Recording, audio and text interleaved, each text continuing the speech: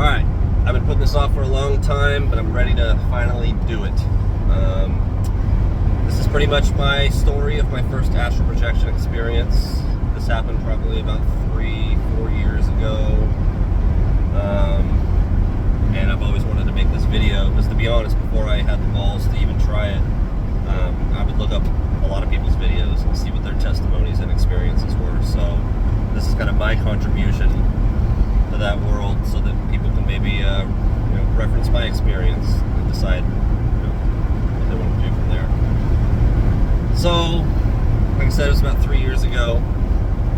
I was really researching astral projection really hard. I was like, for about a week straight, I was just listening to people's testimonies, reading articles on it. In that research, I was able to connect it to sleep paralysis and stuff like that, which I did have a couple, minor sleep paralysis experiences. I say minor because compared to the what I've heard people go through, yeah, definitely minor. Like nothing was like touching me or putting pressure on me or messing with me in that sense. I just was paralyzed, and I just sensed something really dark in the room. I didn't really see anything or hear anything, but I sensed it, and that lasted for about 25 seconds or so, and then I kind of pulled myself out of it. And I've had that was the big one that I had, but other little minor sleep paralysis experiences. So I'm not totally new to that. But as far as actually trying to astral project, that's something I would have never tried. When it comes to spiritual stuff, I don't mess with Ouija boards and stuff like that. I try to be respectful. I'm starting to dabble in some things lately. That's kind of pushing the envelope. But I'm also in a different mindset, given my experiences and my research. So there are still things that I'm not touching. I'm not chalking out pentagrams on the floor and doing any rituals or seances or anything. But I did come to a place where I finally felt confident enough to actually try to astral project. So I'll try not to drag this out too long. And I haven't told this story in a long time, so I'm going to kind of be piecing it together as I say it, but I have a decent memory on the matter, because it was a pretty profound experience. So I remember I was researching hard that day on it, and I was trying to build up the confidence to try it. And I remember one of the videos that I heard that day was this lady was talking about how when she astral projects, if she's ever in hot water or a sticky situation, or around entities that she doesn't like or doesn't feel safe around, she would always call on the Archangel Michael, and that would help her. That would the Archangel, his presence or his entity would actually come in and help her, according to her claim. So, and I don't know why, but that resonated really deep with me, because at the time I was just unsure, about Christianity and Jesus and what role he played in all this, and to be honest, I still have questions on it. But the calling on the Archangel Michael just felt right to me. It just kind of resonated with me in my heart a little bit. It felt safe. There's something about the Archangel Michael that just feels legit, kind of. And there are a lot of testimonies out there where people have been in some really shitty situations, and they've claimed that his presence or his spirit was protecting them or got them out of some shitty situations. So yeah, that just resonated with me, and I was just it kind of gave me the confidence I needed. And I was like, okay, fine, that's fair. I was like, if I feel like I'm getting into some shit, I will call on that presence with the utmost respect, and hopefully that can bail me out. And so with that confidence, I was like, all right, cool. So I go home. I think it's just starting to get dark. I'm a little tired. I worked that day. Not a crazy work day, but enough that I was a little tired. Got out of it a little bit. But I was pretty focused on doing it this night. So I sat at the edge of my bed, on the floor, leaning up against my bed. I meditated for about 15 minutes, got myself really relaxed. And then I found on YouTube a couple videos that put off certain frequencies, kind of like binaural beats, where it kind of helps induce that astral state or whatever. So I found a video that I liked. It was like an 8-hour video on YouTube on astral projection. You can probably find it. The image is, the thumbnail is it's a green background with a big elephant.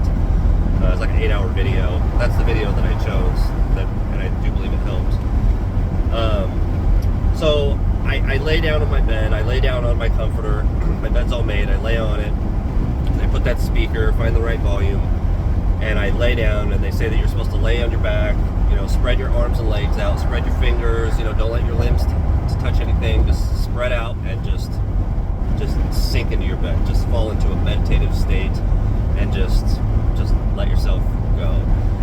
As if you're kind of going to sleep, but you're not. And honestly, for me, I think one of the reasons it was effective is because I don't sleep on my back, so that's not really a comfortable position for me. So I think that really helped me in terms of well, this isn't my sleeping position. I'm not totally comfortable in terms of sleeping. So anyways, I think that played a role. And I'm going through this much detail because a lot of people have questions. How do I do it? What did you do? So I want to be as detailed as I can to help people, or help anybody who just has questions. So I'm a detail guy, and details, I think are very important. So I lay down. I've got that speaker going, and I start, I definitely start relaxing and chilling out.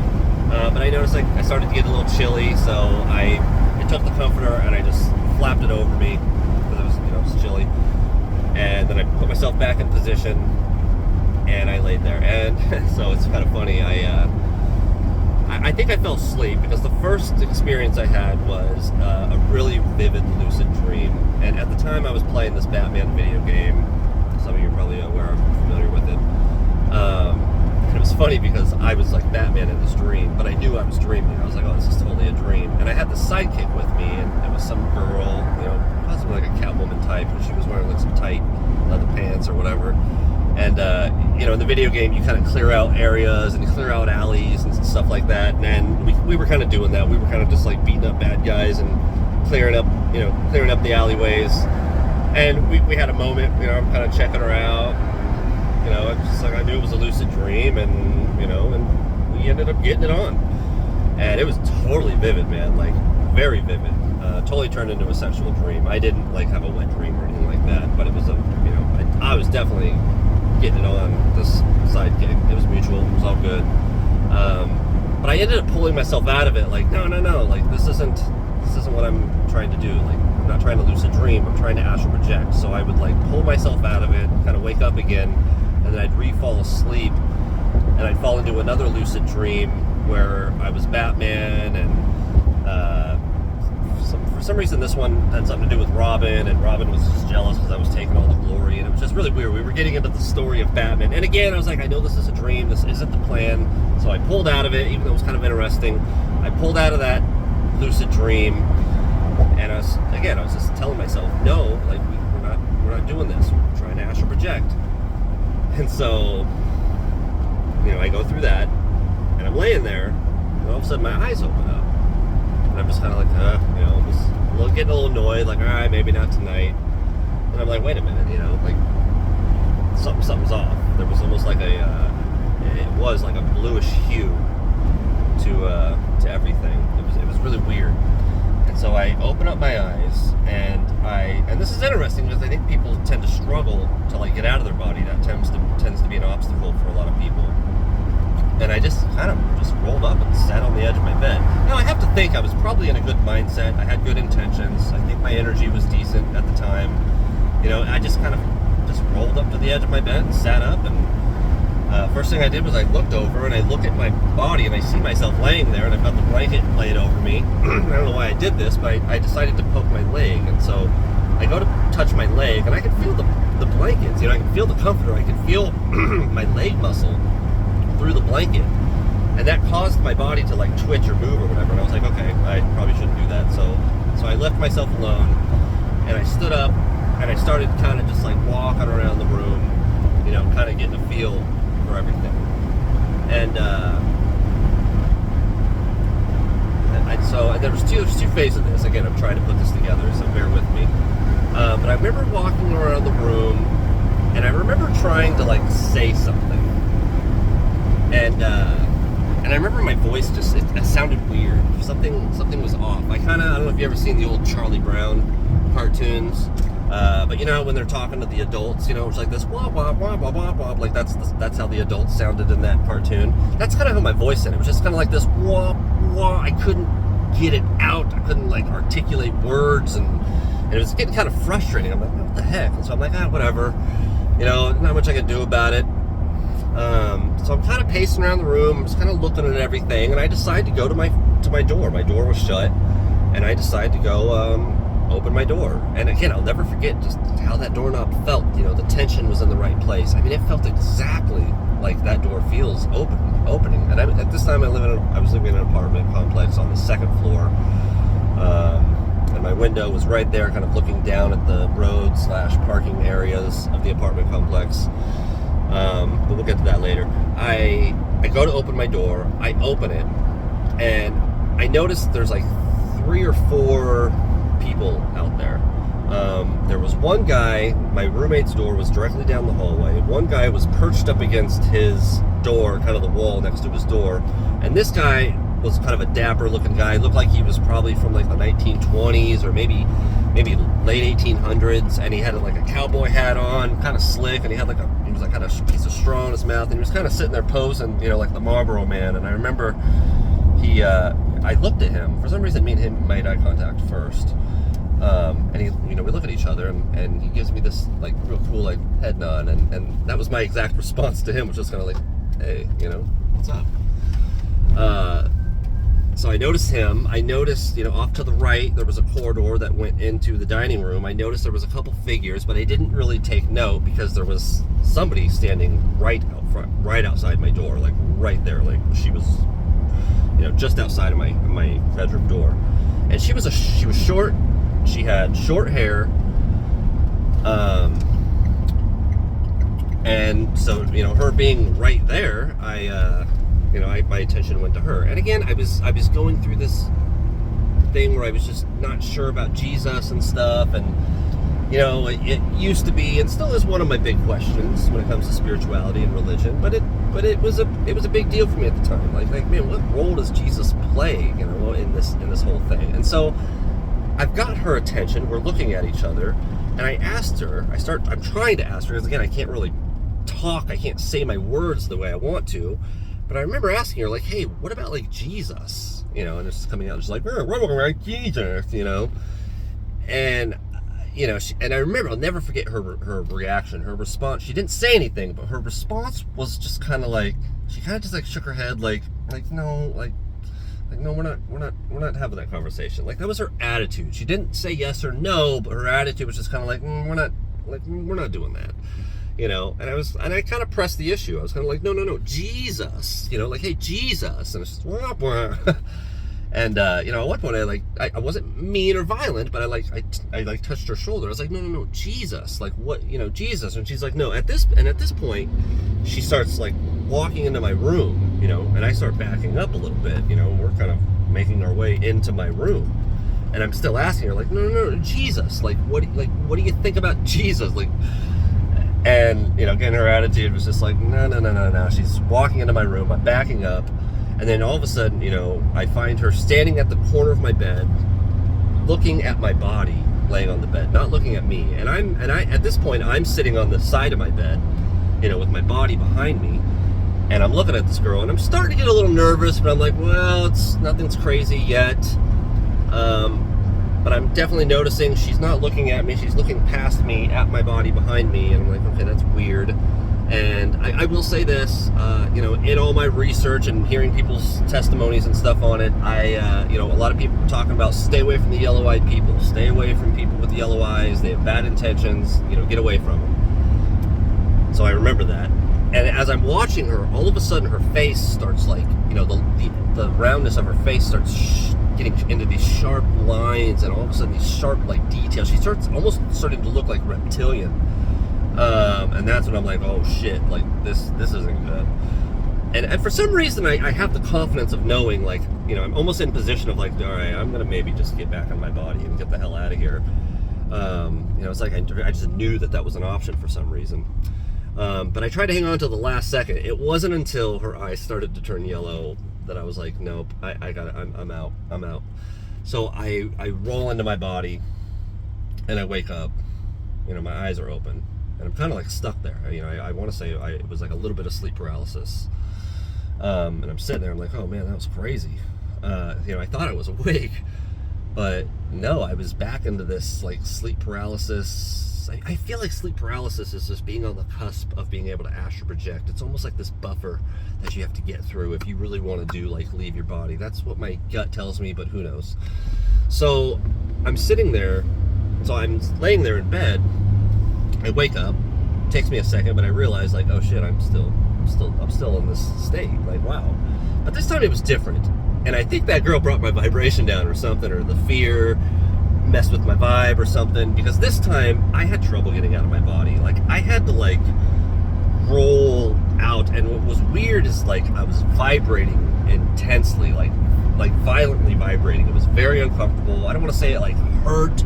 It's like when you grab those machines and they shock. It feels like they're shocking you, but they're just vibrating intensely. Like my whole body felt like that, and my limbs were like webbed together. My legs, I could barely stand up because my limbs, I was just so restricted in my, in the state that I was in, and it was getting frustrating. And I just want to note that like as I'm out of my body and kind of standing up at this point, there's nothing in the room with me. It's, I want to say a similar blue hue, but a little bit darker this time. And I'm sitting there getting a little frustrated, and I was just like, all right, dude, you gotta chill. And so, I don't know if you take breaths in the astral world, but I did what would equate to like, hey, like relax. I kind of told myself, like, you gotta relax. And in doing that, taking what felt like a breath, the vibration started to chill out, and I noticed I could slowly like start to move my limbs again and walk about. And so, I'm kind of getting my feet back. I'm like, okay, cool, we're back in it. I'm not terrified because I'm in my room alone. No big deal this time. And so this time I'm walking around. I'm really kind of getting a feel for it. It's crazy to think that like people who do this, like, just launch through the roof into space first try. Like, that felt doable, but I'm like, nah, let's just kind of stay here and let's just explore. I don't know if I'm quite there yet. So credit to those people, man, who just go to space right away. Like, that's awesome. And I'd love to attempt that one day. So anyways, I'm in my room. I'm, got my body back, it feels like, my astral body. Got my vibration right, I guess I would say. And so I'm walking around the room, kind of pacing. And this time I'm really playing with my voice, just like, I can't,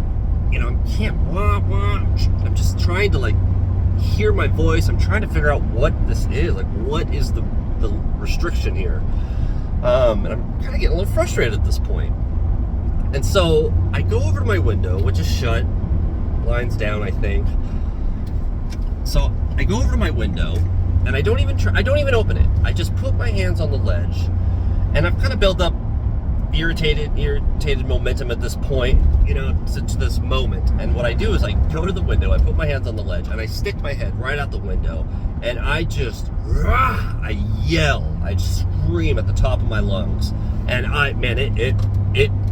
it sounded exactly how I wanted it to. I mean, it was my voice, and it echoed. There was like a roar to it almost. But here's where it gets really interesting, where it gets really crazy. As I go to stick my head out the window to yell, this all happens in a matter of a couple seconds. I notice down in the driveway, down in the street, where the people go in the parking area, there's just, I don't know, I want to say like 30, 40 people. They're all standing there. They all have their backs kind of to me, but kind of at an angle, and they're all looking at something. I want to say there was like a dim light in the sky or something, but there was something, and they were all staring there looking at it. And this is what was really weird. And I observed this, like, in the few seconds I stick my head out to make the scream. And also, as the people were standing there looking at whatever, there's like a full-grown male lion casually walking between the people. And the people aren't affected by this lion. They're all just sitting there zoning at something, and this lion's just kind of casually walking through them, just at a slow pace, just chilling. And I stick my head out the window, I observe this, I yell. I mean, I'm already in the action of like, I don't think I gotta stop myself in time, like, oh shit, there's people there. I was already making this motion. And so I stick my head out the window, my body, and I yell. And as soon as I finish the yell, everybody down there turns and looks at me at the same time, like I clearly got their attention. I don't recall what the lion did. I don't have a memory of like, what's the lion doing, but I remember all the people turning, looking at me, turning around, and then starting to walk towards the staircase that goes up to my apartment.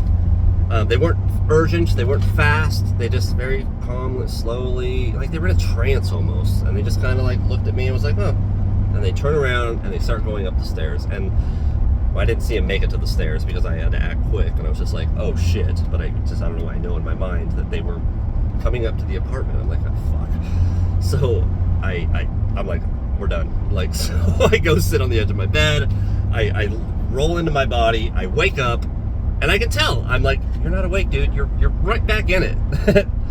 And again, it was dark, had that weird bluish hue to everything, and but I was actually done this time. So and it felt similar to when you have to kind of like break out of that sleep paralysis. It's like everything's at a pause, and it just takes this moment to like, gah!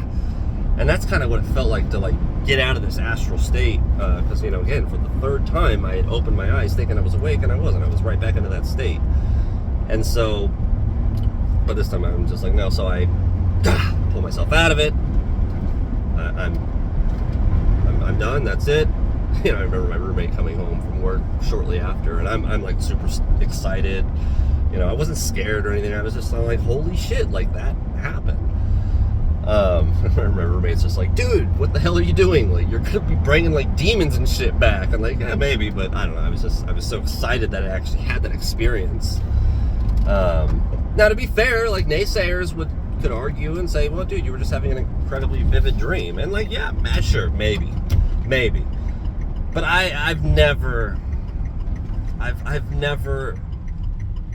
mean, God, man, it's hard to explain, but like it's weird. I haven't had a dream in such detail that I can, recall the exact feel of something in this life. Like just the detail, and also the movement. Like it's just it's incredible, and it just reminds me that people's experiences are just that. They're their experiences. A lot of people could make a solid argument that these astral projection experiences are just really vivid dreams, but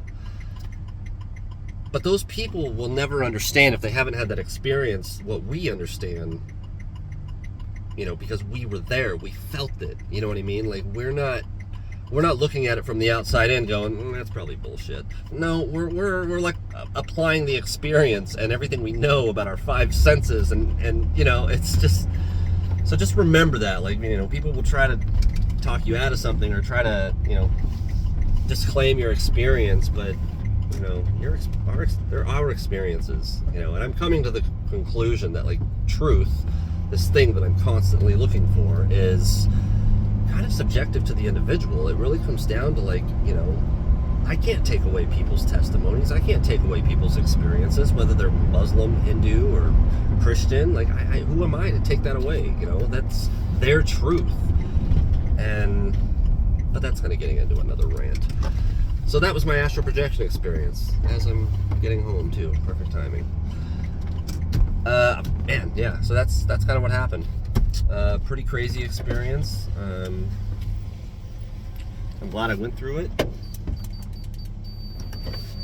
I've attempted a couple times in the past to do it, but I haven't had much success. One time I took a little bit of mushrooms, and I was kind of like chilling out, meditating, and I went to lay down in my bed, same position, same deal. I may even have found that same video and put that up there. And I remember laying there, and I was, I wasn't like tripping hard, but I took a decent amount, and I was feeling it.